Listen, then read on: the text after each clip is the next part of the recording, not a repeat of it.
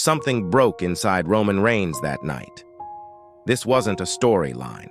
This was real emotion. The tribal chief didn't just lose control, he let the world see the man behind the crown. And for the first time, even the bloodline didn't know what to do. It began like any other Friday night. The pyro, the roar of the crowd, the familiar, almost regal cadence of Roman Reigns' entrance music. To the millions watching at home, it was business as usual. The head of the table, flanked by his family, coming to hold court in the center of his kingdom. But if you were there, if you were close enough to feel the energy shift in the building, you knew something was off. It wasn't in his walk or the way he held the championship. It was in the stillness. Roman has a certain gravity to him, a presence that commands your attention. That night, however, it felt heavier. It was less like a command and more like a burden. The lights hit his face, and for a fleeting moment before the mask of the tribal chief fully set in, you saw the man underneath, Joe. And he looked tired. Not physically tired, but a deep, soul-level exhaustion.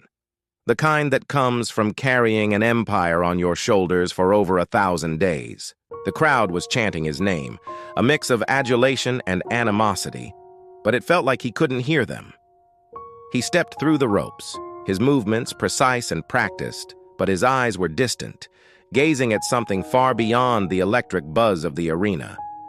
It was the subtle beginning of a fracture, a hairline crack in the marble statue he had so carefully carved himself to be. No one else seemed to notice.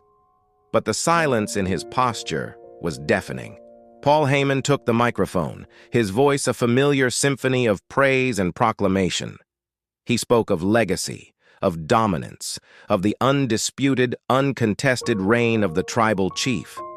The words were the same ones we had heard countless times, a mantra that reinforced the bloodline's power. Yet, as Heyman spoke, the focus of the story was not on him. It was on the men standing behind him. Solo Sikoa, the enforcer, was a statue of coiled intensity, as always.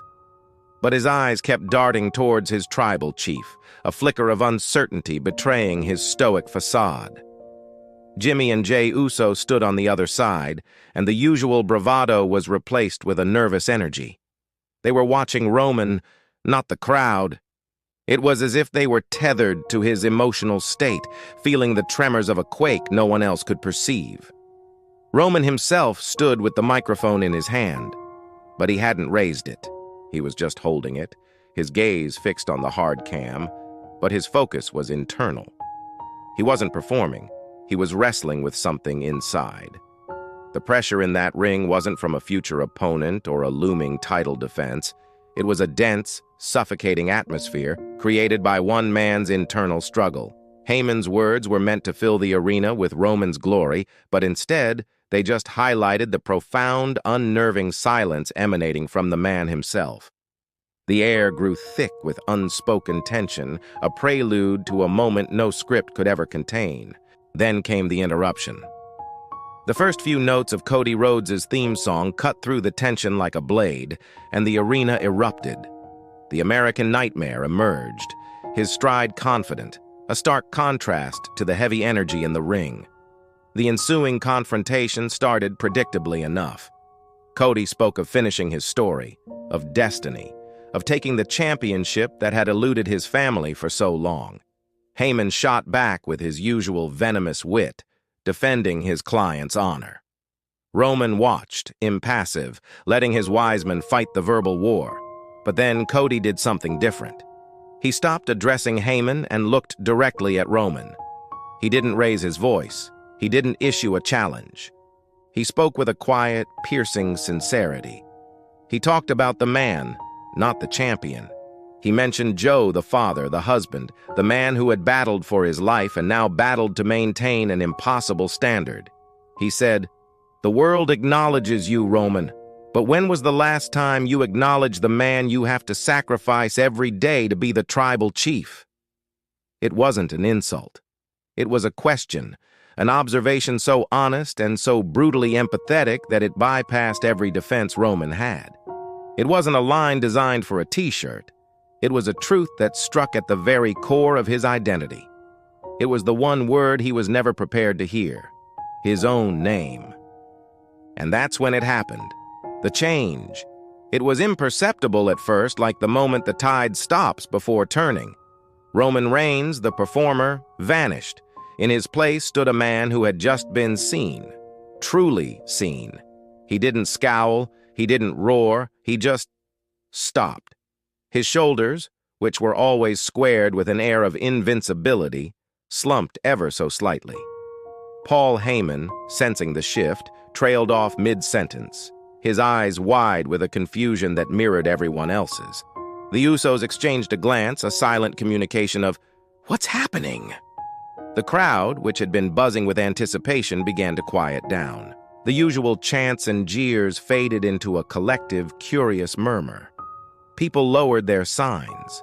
They leaned forward. They sensed, just as the men in the ring did, that this was no longer a segment. The rigid boundary between the performance and the person had dissolved. The energy in the arena transformed from entertainment to raw, unpredictable reality. Backstage, the producers were likely frantic, unsure if this was a brilliant improvisation or a genuine crisis. But in the ring, time seemed to slow down. It was just Roman, the microphone in his hand, and the weight of Cody's words hanging in the air. The tribal chief was gone. A vulnerable man was left in his place. Live in front of the world. Slowly, Roman raised the microphone. The motion was deliberate, heavy. When he spoke, the voice that came out wasn't the commanding baritone boom of the head of the table. It was quieter, raspier. It was the voice of Joe Anoa'i. "You have no idea," he began, his voice tight with an emotion he wasn't trying to perform. It wasn't anger. It was something closer to anguish. He wasn't looking at Cody as an opponent anymore. He was looking through him, as if addressing the entire world and perhaps himself. "Every single day," he continued, his gaze drifting towards the rafters, "I have to be more. More than the man I was yesterday. More than a champion. I have to be the provider, the foundation, the one who never breaks." The words hung in the air, stripped of all bravado. This wasn't a promo, it was a confession. The camera operator, sensing the gravity of the moment, pushed in for a close-up. The world saw the faint tremble in his hand, the glistening in his eyes that he fought to hold back. He spoke of the pressure to be infallible, the constant fear of letting his family down, not just the bloodline, but his children at home. The performance had cracked, and through that crack poured years of carefully suppressed exhaustion and humanity. He was no longer a wrestling god, he was a man explaining the cost of his own myth. The confession continued, but it started to lose its structure. Roman's words became more fragmented, his thoughts spilling out in a raw, unfiltered stream. "This crown, it's heavy," he whispered, the microphone barely picking it up. He looked down at the championship in Paul Heyman's hands, not with pride, but with a look of profound resentment. "It asks for everything. It takes everything." He looked over at his cousins, at Solo, and for a second, his expression was one of apology. It was as if he was realizing, in real time, the burden he had placed on them by demanding their unwavering loyalty to an ideal he himself was struggling to uphold. The production truck was in chaos. Do they go to commercial? Do they cut his mic? The decision was made to hold the shot, a choice that was both incredibly invasive and profoundly compelling. The world was watching a man unravel. The audience was silent now, a sea of thousands holding a collective breath. They came for a show, for rehearsed lines and predictable violence. Instead, they were bearing witness to a moment of pure, unscripted vulnerability. It was uncomfortable. It was captivating. It was deeply, achingly human. He had lost control, not in a fit of rage, but in a quiet surrender to the overwhelming weight of the character he had perfected. The mask wasn't just cracking, it was turning to dust. The focus of the story, for a moment, shifted from Roman to the men who defined themselves by his strength. Solo Sikoa, the cold, calculating enforcer, looked completely lost. His entire purpose was to neutralize threats, to be the unmovable object protecting the tribal chief. But how do you fight this? How do you attack a feeling? He stood frozen, his powerful frame suddenly looking awkward and out of place. His expression, usually a mask of stoic indifference, was now one of naked confusion. He looked to his brothers, searching for a cue that never came. Jimmy and Jey Uso, the men who had been with Roman through every war, were equally paralyzed. This was their cousin, their family. They had seen him angry, they had seen him determined, they had even seen him beaten. But they had never seen him broken. The fear in their eyes wasn't for their safety or their position, it was for him. It was the helpless look of family members watching a loved one in pain, unable to reach out and fix it. Paul Heyman was perhaps the most telling. The wise man, the master orator, was speechless. His face, usually contorted with smugness or theatrical panic, was pale. He clutched the championship belts to his chest like a shield, his eyes pleading with Roman to pull it together, to return to the script, to save them all from this terrible, authentic moment. And then there was the crowd. Thousands of people, who just minutes before were screaming for Roman's downfall, were now shrouded in a heavy, respectful silence. The transition was surreal. The boos had died, the chants had ceased. The colorful signs calling for his defeat were forgotten. In that moment, he was no longer a hero or a villain. He was one of them. They saw the crushing weight of expectation, the exhaustion of living up to an image, the universal human struggle of trying to hold it all together. You could feel the energy in the arena shift from adversarial to empathetic. People looked at each other, their expressions a mix of shock and a strange, quiet understanding. They were no longer just spectators. They were witnesses. On the entrance ramp, Cody Rhodes remained motionless. The triumphant fire in his eyes was gone, replaced by something akin to regret. His words had been the key, but he never intended to unlock this door. He, more than anyone, understood the pressure of legacy. He had come to slay a dragon, but instead, he had revealed a man. The silence wasn't empty. It was filled with a shared, unspoken acknowledgement that what they were seeing transcended wrestling. It was a live, public broadcast of a man's soul cracking under the weight of his own creation. With a final shaky breath, Roman Reigns let his hand fall. The microphone slipped from his fingers, hitting the mat with a loud, hollow thud that echoed through the silent arena. The sound was more impactful than any finishing move. It was the sound of surrender. He didn't say another word.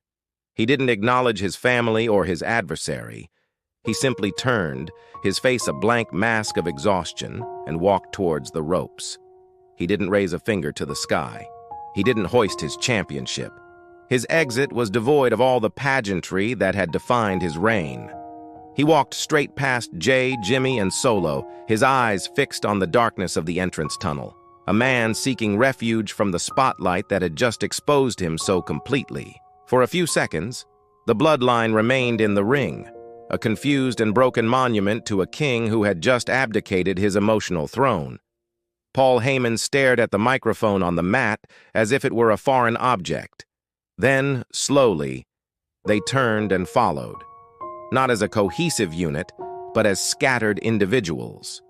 The invincible bloodline looked fractured, their foundation shaken not by an enemy, but by the vulnerability of their leader. The screen faded to black, an abrupt, jarring cut to a commercial break that left millions of viewers in stunned silence, trying to process what they had just seen. What happened in the ring that night was never officially mentioned again. The commentators moved on, a new storyline was crafted, and the relentless machine of sports entertainment churned forward. But for those who saw it, the memory remains. It became a piece of wrestling folklore, a moment whispered about in forums and debated by fans. The story they told wasn't about what was said, but about the deafening silence that followed. It wasn't about a champion showing weakness. It was about a man showing truth. That night, the carefully constructed character of the tribal chief gave way to the reality of the man who plays him, revealing the immense personal cost of sitting on that throne. It wasn't about winning or losing a match. It was about the fight that happens within, the one that cameras rarely capture and scripts can never fully write. It was the moment an icon became human and the spectacle became real. It was a reminder that even legends are human, and sometimes the mask cracks.